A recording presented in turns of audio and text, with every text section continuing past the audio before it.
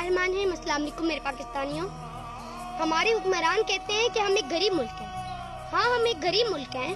हमारी आवाम 70% हमारी जो आबादी है वो 2 वक्त की रोटी को तरसती है, तो हमें ये मानना पड़ेगा कि हम एक गरीब मुल्क हैं।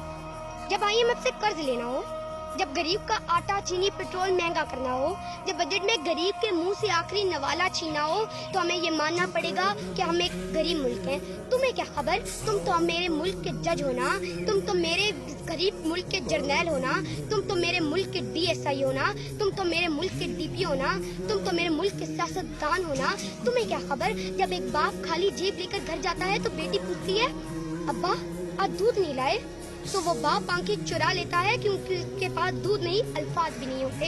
तुम्हारी तो लाखों में तनख्वाहें, तुम्हारे बिजली पेट्रोल गैस पानी सब कुछ मुफ्त, नौकर चाकर सब कुछ फ्री।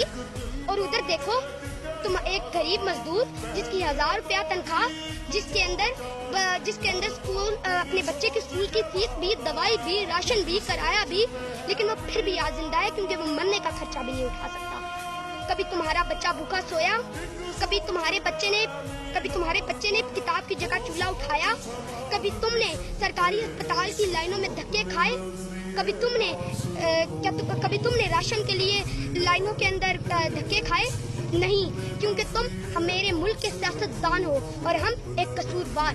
और आखिर पे मैं अपनी कौम को ये बताना चाहूंगी कि अब हम इनकी मजीद अयाशियां बर्दाश्त नहीं करेंगे। अब हम इनकी मजीद शाह खर्चियां नहीं देखेंगे।